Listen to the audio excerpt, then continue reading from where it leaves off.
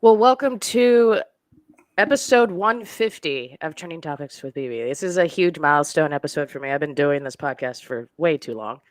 Um, but I wanted to welcome Trance Jesus to my podcast for this episode, and we're going to talk about some goodies, um, Yes.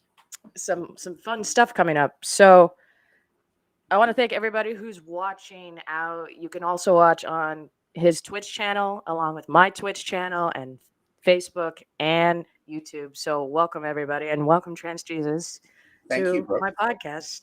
Uh, so what I want to start with is I want to start with the fundamental of how, like, when did you fall in love with trance music?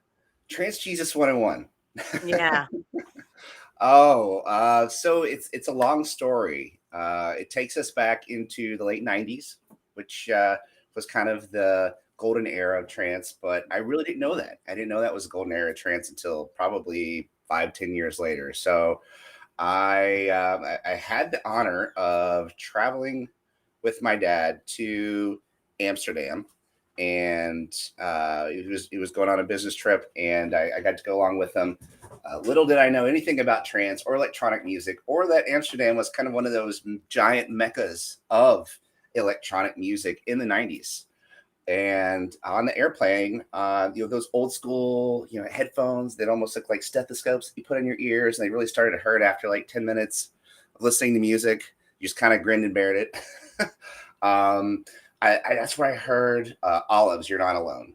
And that was kind of Uh, my gateway into electronic music. Before that, I didn't know when I was hanging out with friends and I would hear like What Is Love or some of those other classic eh, Dan- 90s dance yeah. anthems, that music that gives you those specific feelings and makes you feel a certain way, and that's really kind of what trance music is all about. It's not about a title or a name. It's about the emotions and kind of what that makes you feel. And so it wasn't until then, probably I'd say 2 or 3 years later, when I met my lovely wife Jennifer, and was introduced more into kind of that electronic music scene, where the first big show that we ever went to was in 1999. It was at a warehouse. It was Rabbit in the Moon, such a old school iconic band. And then that kind of really just continued to set the motion, where we got married. I started my MP3 collection, and a lot of it was electronic music. It was trance. And then it just continued to build until I'd say probably 2002 was really that penultimate moment, which really kind of set that trajectory upwards, when buddy of mine, good friend, lifelong friend Wayne, he bought a after he bought a add-in to his car. It was brand new at the time. It was satellite radio. It's like, what is this satellite radio thing? And on there was, world space, and it was, I think BPM is still at that point, but that was kind of that entry into electronic music before the whole advent of SoundCloud, before DJs were uploading tracks and whatnot up to the cloud for people to listen on demand. None of that existed. The internet was still trying to get its feet in the late 90s. And it wasn't probably until the late or mid to late 2000s that you really started to see electronic music make its way onto the internet, or even people getting the internet. I think we're very fortunate that we have the internet everywhere we go now. And it's so commoditized, and computers and whatnot, we have such accessibility that didn't exist 20 years ago. And so really that gateway was satellite radio. That was how I heard a lot of the radio shows. I think the first episode of A State of Trance I listened to was like 62. Wow. When Ferry Corsten did his Corsten's countdown, I Yes. was there day one and when it ended. There were some milestone episodes where he'll do shout outs. I think the very last episode he played my all-time favorite track that literally we heard in 2007 when he came to Minneapolis. That was Limited Nine Arcade's Destination. And I didn't actually hear that until the club, and then I heard it on his radio show. And that was always a staple of me, and kind of that connection to Ferry Corsten was through being able to hear that through his radio show. And the only way to really do that was through satellite radio. And then eventually it became online. He had message boards, then SoundCloud. But it's been a journey. Electronic music has been a journey. It's been really exciting to be kind of in the, I'm not going to say the front seat or the passenger seat, but let's say the middle row when it comes to the watching how electronic music has really taken off over time. Awesome. Yeah, I got into it in the late 90s. I was too young to club and rave at that time, but I got into Robert Miles, the Yes, classic children. Children Yeah, track, and then Paul Van Dyke for an Angel, and then it yeah. was kind of discovering from there, and then of course Marcus Schultz, and you all know my affinity for Marcus. So yeah, so anyway, so Ian Ferry and I think I think Goriello was one of the first I heard, but I didn't know at the time it was Tiesto and him until like I did research. So yeah, we all have our like gateway stories, but we don't. It's funny because it's when I talk about trance music to people that still don't understand why I listen to this music. Recently, I've been explaining as it's the I call it the classical music of electronic dance music. But then they're like that's gets them a little bit, but then they're like they still don't understand. So it's a whole thing of explaining people what this music can evoke in terms of emotions and memories and all that stuff. So I just wanted to kind of get the story, and I see that a lot of people are tuning in. So welcome everybody, and we see your comments coming in. So thank you. Hopefully, if there's any questions, we'll save them to the end for any of you guys watching to ask, and then we'll get to that. But I guess my next question is: I know you just explained how you fell in love with trance music itself, but other than your love of trance, and when did you start DJing, and when did you get your name, Trance Jesus? Okay, that's a good one as well. So I told you a story about how I really got into electronic music, started going to events. We lived in Memphis until 2006, and really the only artists I think we ever saw there were Paul Van Dyke, or no, sorry, Paul Oakenfold Yeah, and BT. Those are the only two I yeah, think we ever really got to see live within trance. We went. There was a big uh, drum and bass scene. We saw lots of drum and bass artists, a number of venues during our time of living there, but it really wasn't until moving to Minneapolis that our world was opened. It was kind of like imagine going to somewhere like LA for the first time and you find out that there's 3 trance shows a night on the weekend because there's just so much of a love and affinity for music. And there were so many different styles and flavors of music and genres that they're able to support it. And Minneapolis just happened to be one of those places.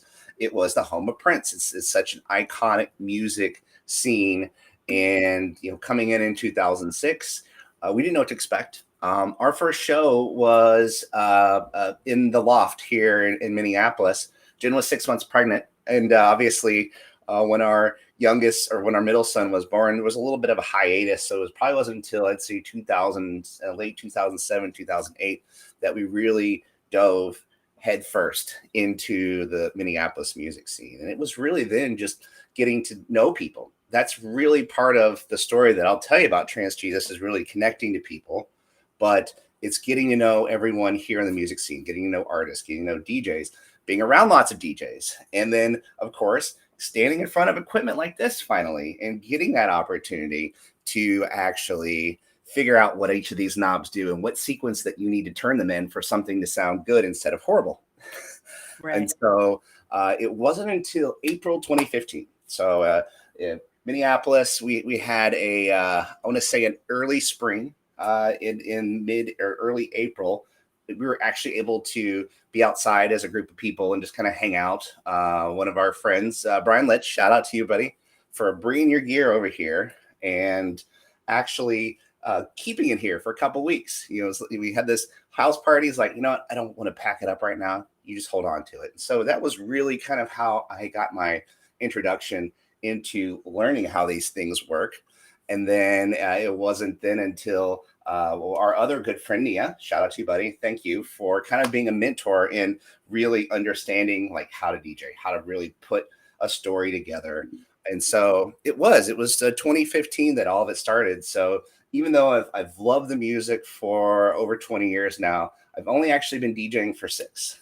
And on top of that, in October of 2015 was actually the very first club show that I was an opener for. Was photographer.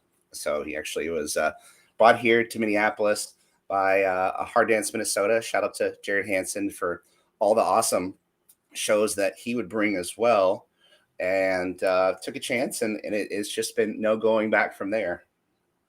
Awesome. So, And um, have you go ahead. seen the scene kind of in your time DJing in Minneapolis? Has trance become a little bit more of a scene there? Because obviously we talked about Prince and everything, but what is the scene there? I know I don't want to compare it to like the bigger cities that have a huge scene, but because I know Trans Family Canada is watching, so shout out to you. So just kind of talk about the scene in Minneapolis, like what have you seen grow as you've been DJing there?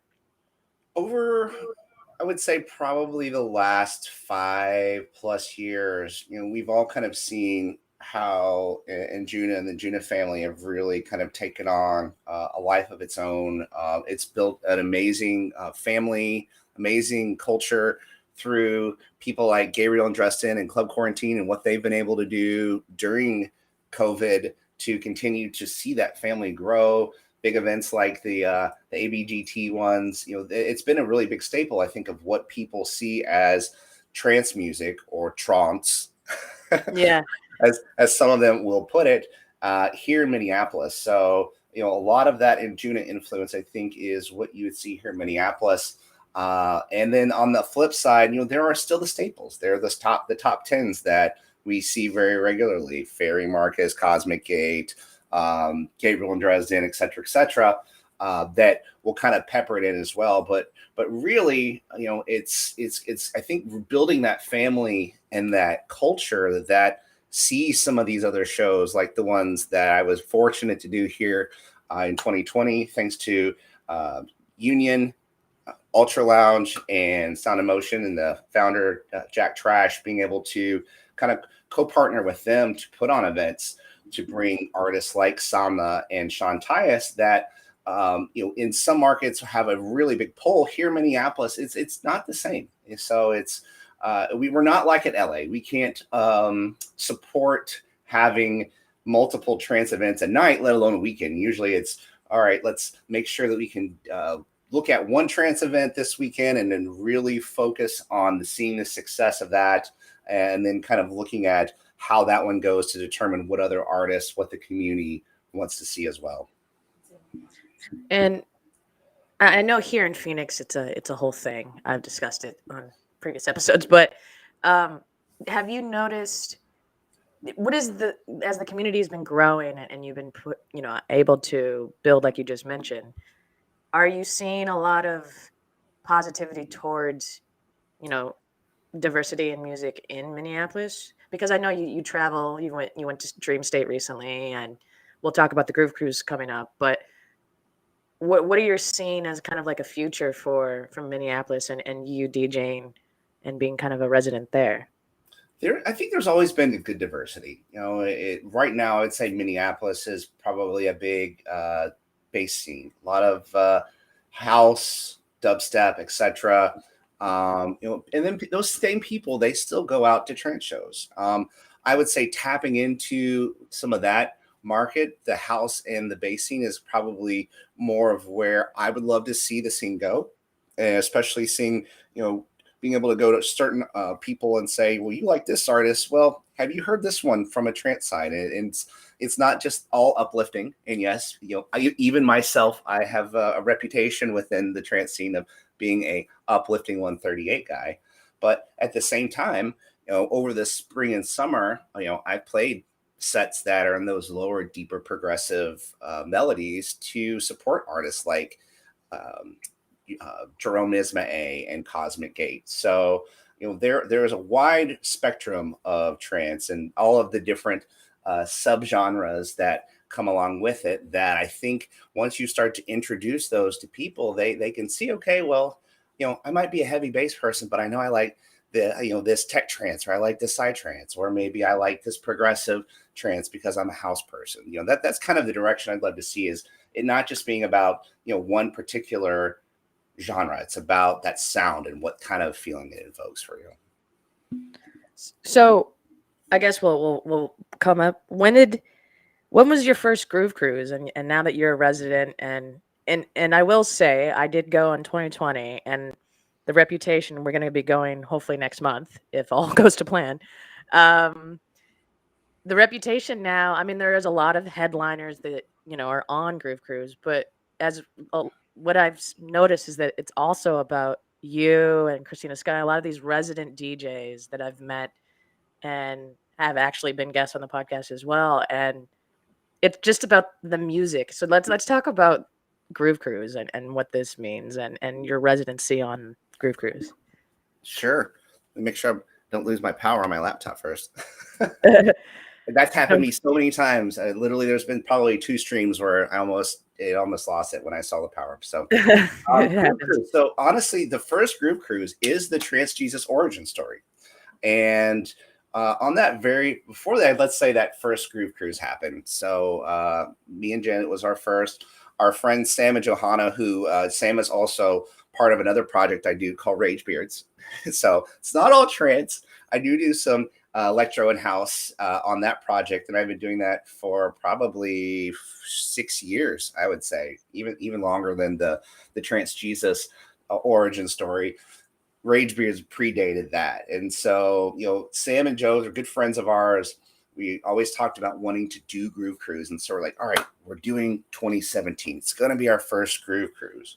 So as we started to really learn more about Groove Cruise, well, I wouldn't say learn more. And I have to give a shout out to Enrique. He was the one for many years before the first Groove Cruise always was sharing the good news of it to us, so to speak. And so that's how we really started to hear about Groove Cruise, was through Enrique. And then finally we're like, okay, we're gonna commit, we're gonna go on Groove Cruise. We started hearing about the themes. And so kind of looking at all the themes, we were like, all right, so what outfits should we get? What things should we get to try to participate? Because really that's part of a lot of the fun with Groove Cruise is the themes. It's being able to see who's dressed as what, who kind of matches up with kind of their outfits. That's how you easily, in awkward situations, make friendships, is by talking about your mutual outfits.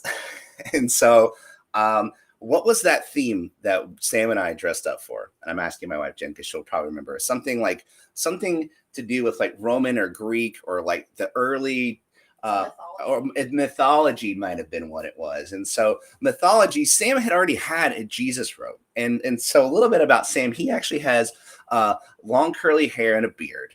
And so and he's Jewish as well. So that was kind of some of the fun playing into the whole Jesus thing. It's like, Sam, you really do look like this Jesus guy. And he's like, so let's do a team up on Groove Cruise and get a Jesus robe, and then we'll just kind of go on there as like the Jesus twins. And so we did. That was really the origin story of how I became Trance Jesus. So it's because of Sam and having that outfit on that very first Groove Cruise. And one of my favorite photos, I don't know if it was the first one or maybe it may have been 2018, where I'm standing up in the atrium on the very top floor. Usually there's like 3 or 4 floors in that main atrium area. And so I'm standing under a light and I'm standing like this, and someone gets a picture. And one comment I had heard after that cruise from someone who wasn't sober at that point and saw me standing there was like, oh my God, I really thought that was Jesus up there. So it was hilarious. And then that just became a thing. So even though, 2017, we did both the East Coast of Miami, we did the California West Coast.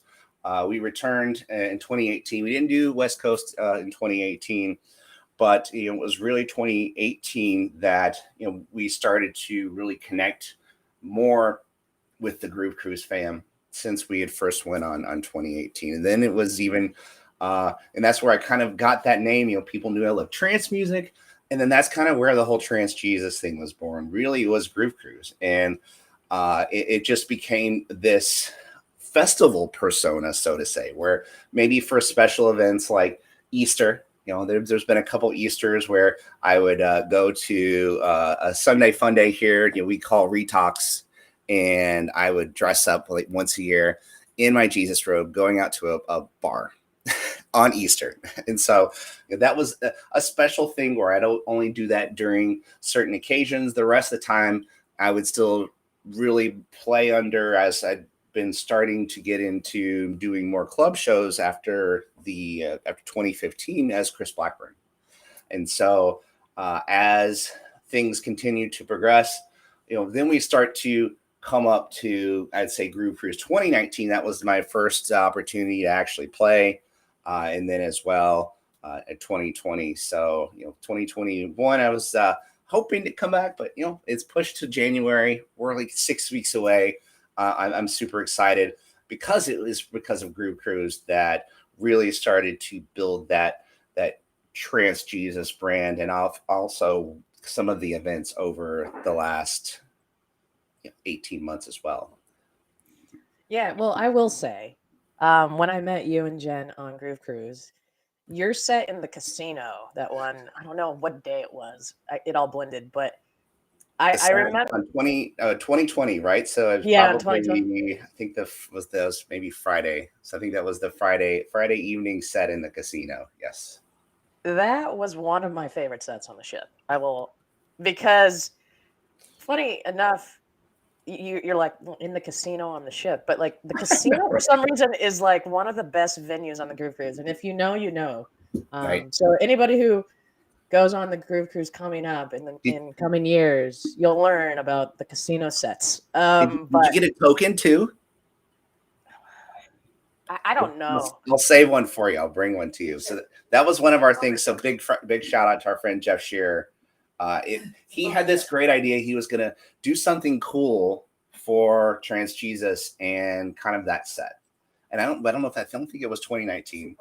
Yeah, but it was essentially a poker chip.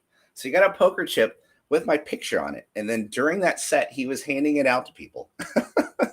Well, I think he ran out because like what happened is like it billed like I think word on the ship was like something's happening in the casino. So people who were kind of going from stage to stage, I just felt the energy build in the casino because at first it was like the people that were hardcore gamblers who were there listening to the music, and then your set just exploded, and then I turn around and there was like a bunch of people behind me and the tables and stuff having a good. It was just it's the Groove Cruise is a whole another level, but It is. I won't steal any thunder to talk about Groove Cruise yet. But I definitely echo those feelings. It's something that is no like any other festival experience. Yeah, I'm spoiled. But what I want to talk about is now that we have lovely people tuned in on your Twitch and my channels. I want to talk about we've mentioned how the streaming Twitch boom, and I want to really talk about that because we have something to let people know that's coming up. So I've fell in love with the Twitch boom. I mean, I've known about Twitch for years, but it wasn't like I'm going to spend most of my day on there. Yeah. Yeah, it wasn't before 2020 that I now it's like if I'm not listening to Spotify, I consider Twitch my radio now because of so many great people like yourself and all the DJs that have joined. Let's talk about the community and the disciples that follow you on Twitch.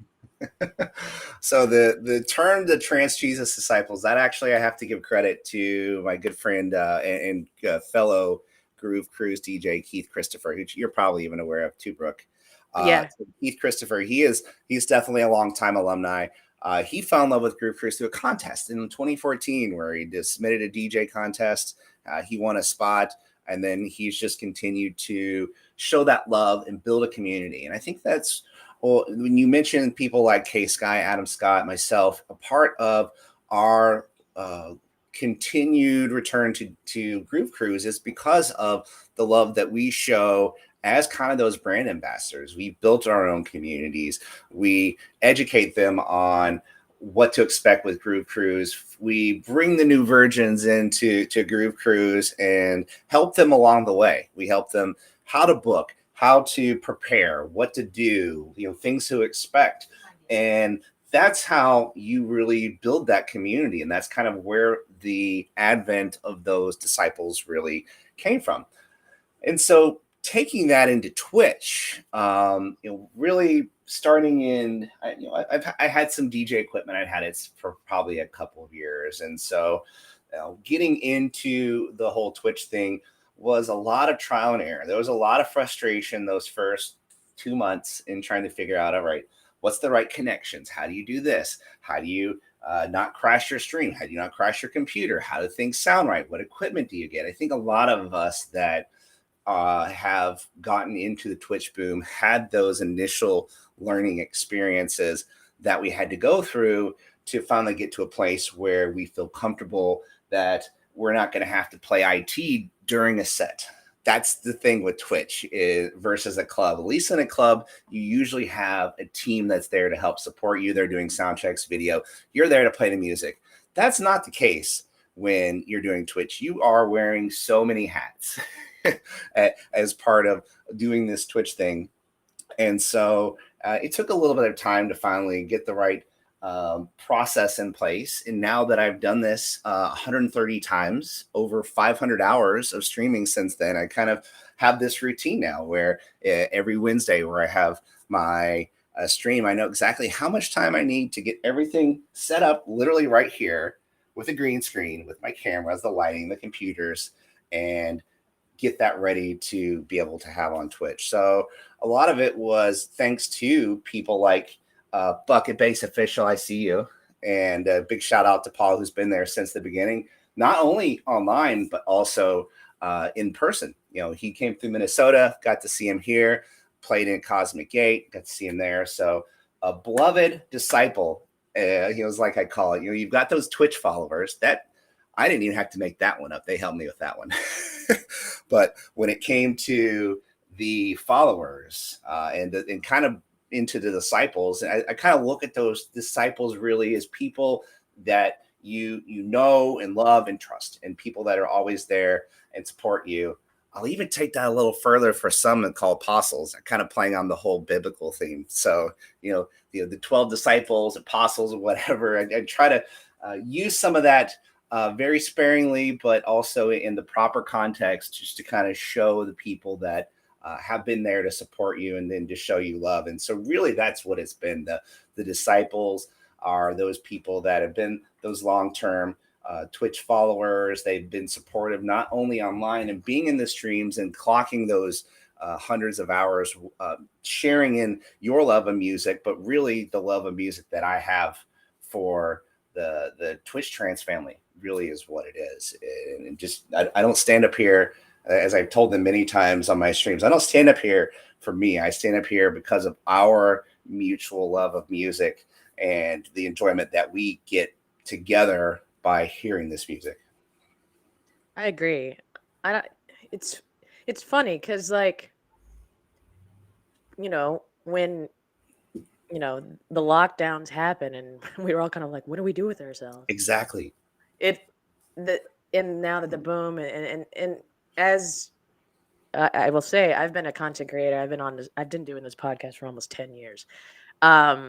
But people realize that, like, the community of Twitch is great too. And I think the great thing about Twitch, which is help people and also just discover people, is just the features of Twitch itself. I mean, not only the chat, like I'm seeing everybody chime in here, but also just like the raids and the charity streams and stuff. So which is why I want to come to talk about what you're doing with Trans Family Canada. And because I think it's great, because I personally use this podcast to talk about and to destigmatize mental health, because I've had issues and I know family members who've had issues and friends. So I think it's great. Talk about the upcoming stream that you guys are doing and the money you're going to be raising. Sure. Before I do that, I definitely want to touch on that fact. And I've had a number of people tell me that, like, Twitch has saved their life really over the last 18 months. If they had no way to connect to people through a medium like Twitch, it would have been devastating. And so Twitch has really been a great medium. I kind of liken it to the old IRC days back in, well, some people don't know what those were. Yeah. But the old late 90s, early 2000s, the message boards. That's how people interacted before you had things like AOL Instant Messenger, AOL chat rooms, Facebook, et cetera, et cetera. So that was the way that people outside of message boards would have that real time communication. And so that's kind of what I first got into Twitch. And just like what you had mentioned, I knew about Twitch. I have kids, I have gamers that live in my house that are almost 18. And I've known about it because I've heard them talk about certain Twitch streamers that they would go and watch. And I thought to myself, who sits and watches someone play a game? And you'd be surprised Yeah. how many people do. It's really surprising. There's that. I'd love to see that statistic, but it's got to be super high. Especially kids, right? They're wanting to achieve greatness in a video game, and so would you achieve greatness by watching someone else that's really good at it? And so that's kind of what Twitch and YouTube have really kind of been, as those mediums for the kids. And I never understood how it could potentially impact us as adults as well. And I think that's where the electronic music community has as a whole, it's not just Twitch, I say the whole of electronic music have seen Twitch as a medium to really be able to still connect with their fans, their audiences, and continue to build those communities. Look at Club Quarantine. They're a Yeah. great example of a massive community that was built before anyone even was able to leave their house. San Francisco was the heart of it, of Club Quarantine, where Dave Dresden lives, and they were probably the first hit and the longest hit, and one of the last to actually start to do events like we were able to do before quarantine. And so to see a community be built like that is kind of a shining example. And I think a lot of other artists and labels and communities have looked at that as an example to build and to be able to connect with people. Like we talked about with the Trance Jesus Disciples, that's one great example of building out a community.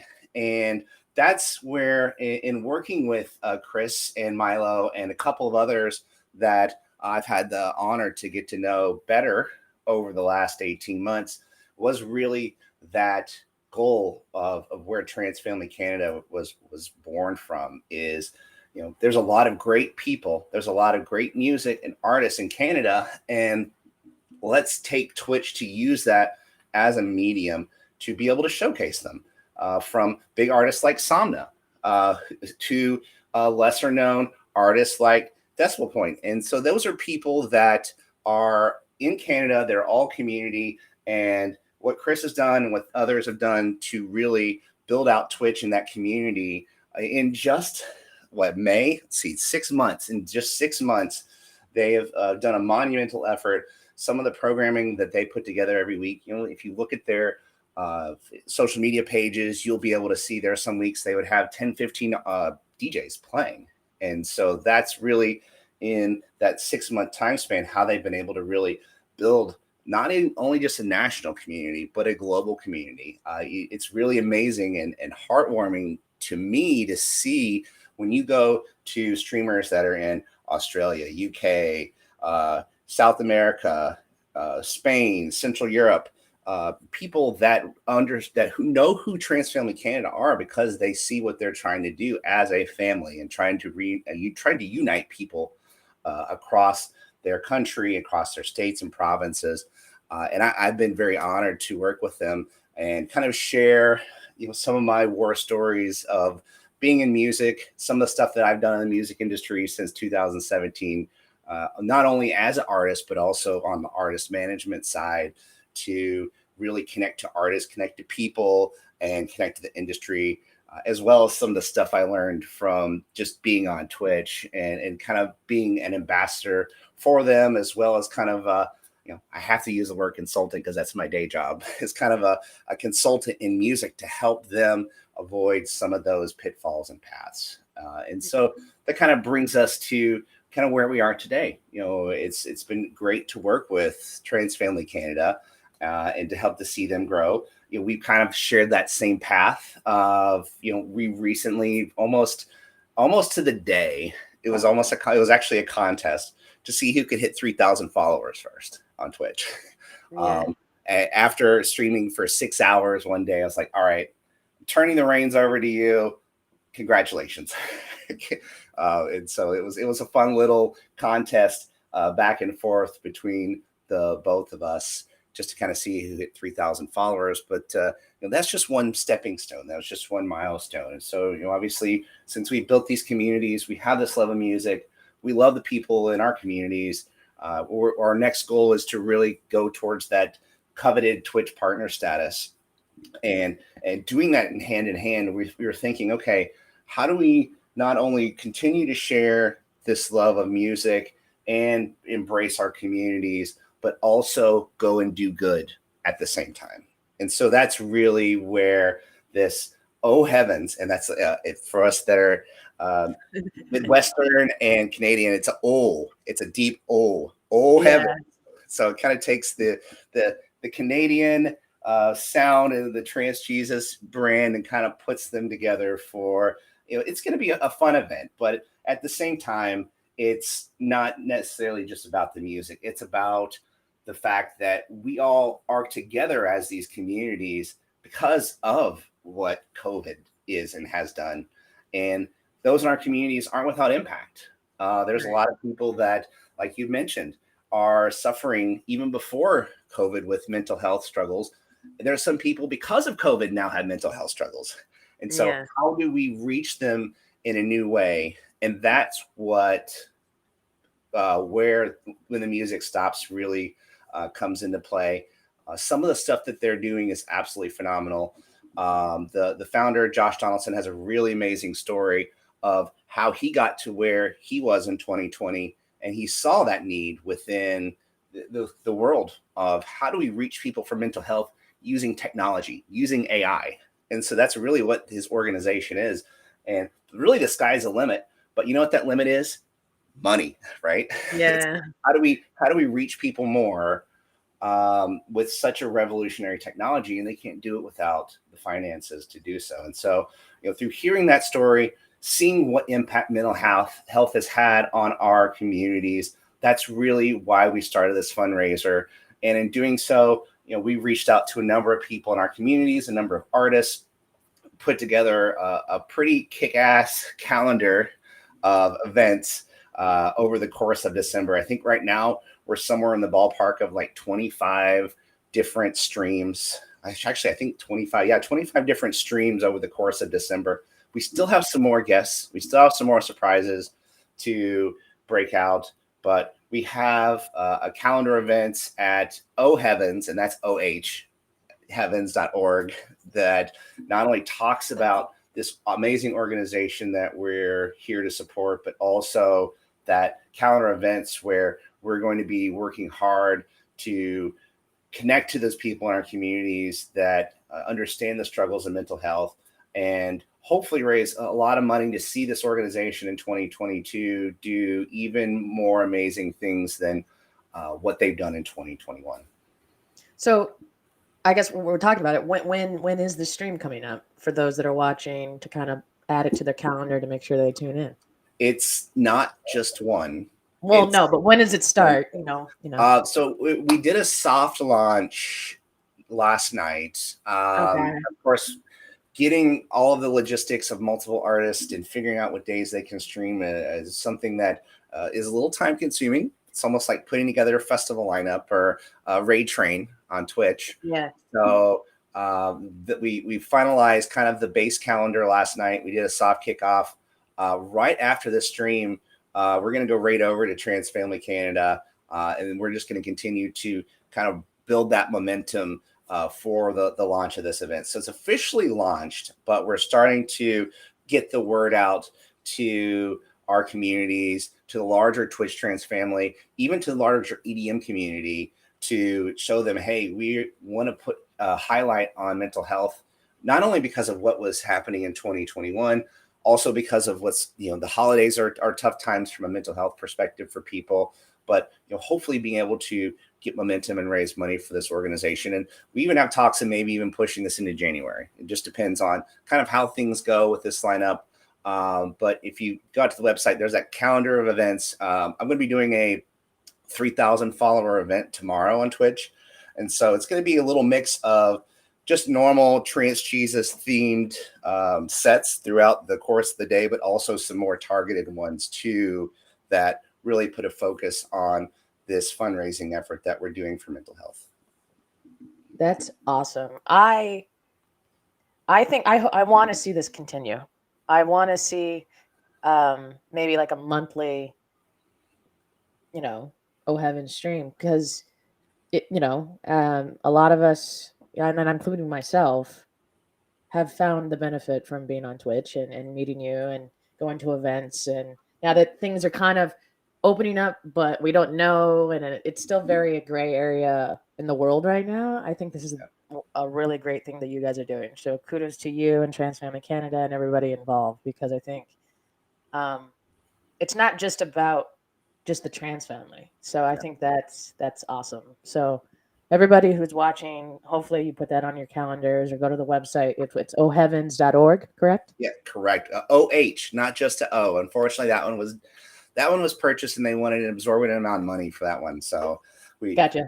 It's two H's. OHH Heavens. Yeah. Perfect. And I'll put it in this episode description. So if you guys want to watch the replays or when the audio is up later today, you guys can definitely go to the website. So that's awesome. And shout out to everybody watching. I see your comments coming in. And so especially Riley, you're a friend of mine, and I'm glad you're tuned in. Good to see Riley. Happy Saturday to everybody, or wherever you are watching. So yeah, I really wanted to talk about that because I think it's very important, and I thought that was the coolest thing that I saw you announce. So, coming full circle, I want to talk about what is your thoughts on how Twitch may be changing kind of the industry, because I don't know too many details about what's happening with music publishing. I know Twitch is in talks about making things a lot less take down esque, which was an issue in the beginning. But what are your thoughts now? Because I'm seeing a lot of DJs in different genres, not just trance, now that they're going back and being booked, also stream while they're in clubs. Talk about what you've seen and kind of what are your thoughts going forward? Because I think it's cool that it's like a new thing, that it's not exclusive anymore. Right. You know what I mean? Club events aren't just relegated to one city, one venue, one group of people. It's those individuals that are playing those events. They recognize that they may not even have been booked to play those events if it weren't for Twitch. I know a number of artists over the course of the last 18 months who now, as I follow their social media, as I'm seeing them get booked for club shows. And I think a lot of it is Twitch in the last 18 months has built a great kind of audience of Twitch DJs and trance DJs. And now that some of them are really coming to their own and they have been able to connect within their communities, and even nationally, internationally, we're starting to see a lot of them get those club shows. And so it wouldn't have been for Twitch if that hadn't happened. And so that's that connection to them to keep their fan base engaged, even if they can't fly to San Francisco or LA or Minneapolis or Miami. I can name 10 other cities that I would love to go to events to every weekend, but as it stands, all of us are still impacted by that little thing called money. And you need to have that to be able to do all the things and avoid the FOMOs, as they say. Yeah. So a lot of it really is, I think, seeing those artists kind of take and go and do those virtual events, like we're seeing places like Trance Family San Francisco. Those are some of the pioneers. Artists like Triode and some of the amazing things that he's done in his technology background and helping to advance his community, as well as do groundbreaking things like this past I think it was Monday or Tuesday night, did a closed beta test of this platform called Future Fest. It's kind of like take and think of how Fortnite would do those virtual festivals. Think of that, but built on top of Twitch. And so being able to do some groundbreaking things like that to continue to interact with people is pretty amazing. And then to take that a step further, just to what you said about the music industry, really boils down to the labels. It boils down to how tightly they're holding those rights on the rebroadcast of their music. It's not like I'm going out and I'm trying to sell music. I think a lot of us, at least in 2021, recognize that being in the music industry, it's not about making money off the music. It's being able to make money because of what the music opens as doors. It's being able to say, okay, music has allowed me to open doors to play in certain venues, to create merch lines, to connect with other artists. That's really kind of where music connects people. And I see that as kind of where the music industry is really starting to open their eyes and say, if I'm a streamer on Twitch and someone's playing my music, it's only giving me more brand recognition. I shouldn't be giving them a DCMA strike for that. Right. And so within Trance, at least, I'm happy that a lot of the labels, like Black Hole, Armada, and Beats have gone back to places like Twitch and say, feel free, play our whole library. We don't care. And so even over the course, I'd say, of the last 6 months, those of us like myself who have had music related uploads to platforms like YouTube or SoundCloud, YouTube is probably the more strict one, but you get an email every now and then saying such and such label has released the rights to their music and you can now play it in your stream. And so that is a great sign of the industry kind of being a little more open-minded about the music and how it is a tool and a venue to connect with their fans, and not necessarily something hard fixed like a CD that, in the 90s, how would you get music? You bought a CD or you stole a CD, right? or a cassette, in the early 2000s, it was either downloaded music or you use Napster, right? You paid for it, you bought it, or you use Napster. And so or LimeWire. And there's still a lot of money in the sale of music, but I think within the industry, especially within artists, it's all about that exchange of music. And for myself, in connecting with labels like Regenerate, Shantias, with Ava and Samna, me connecting to those artists more through COVID and being able to open those doors over Twitch is me exposing more people to their music. And that's the same for a lot of other Twitch streamers too. You get that music in their hands, you educate them on these amazing styles of music, these amazing artists. And so I kind of see that as a future of music, right? We producers, they don't necessarily like to hear this because sometimes they spend days, weeks, and months putting together music. But as much as they want to see it chart on Beatport and whatnot, it's just a tool to connect to people. Yeah. I mean, I'm loving your comments and everybody's enjoying, but I've noticed that too. And as somebody that has done a lot of research on the industry, but that also loves what Twitch and other platforms have done. Because I met Triode in 2019. I went to Miami Music Week, and I remember there was a panel at Winter Music Conference that year about. It was a big. I remember like Afrojack and a few people were on this panel talking about why there hasn't been more of a gaming and streaming. This is before COVID, but there was a whole panel about like why aren't artists allowing more music to be in video games and streaming platforms then? And then this has happened, and I just it's kind of worked. It's starting to like get people to realize that we understand where music and the hard work is, but it's also spreading that. And I think we all know too is that the sales of music have changed. But I also want to point out, whoever, this is a great point too about vinyls coming back recently and how that's changing things too. And there's a lot of great vinyl sets. I mean, Fisherman and Nifra have done it. Thrill Seekers is just killing it every week. Um, and a lot of other just vinyl DJs that have put that on Twitch is great too. We're seeing a boom in that. So yeah, I think this is great. I totally feel that, and so does my wife Jen, because every week she's like, you hear a knock at the door and the postal person standing there, and she's like, "Oh, you got another vinyl." Yeah, So it's like, are you some of these obscure artists, even some newer ones? Some of Injuna Beats has done a really awesome job at putting a lot of their new catalog on vinyl. I just got Gen X's 1990X. It's a phenomenal album, and so just to be able to have it on vinyl is super cool.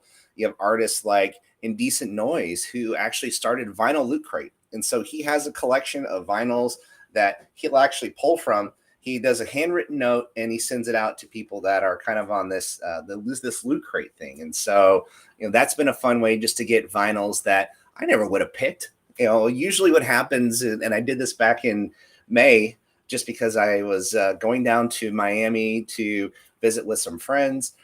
Miami has just a plethora of vinyl sellers. And so I was on Discogs looking through with certain sellers, and I found this one seller that actually used to live in Minneapolis, not too far away from here, that's now in Miami, that just has a massive vinyl collection. And so I started off with wanting to find Delirium's Heaven's Earth, because Matt Derry was selling a signed version of it for like $1,000. I was like, I bet you I could go on Discogs and get it cheaper. And so sure enough, I found that one.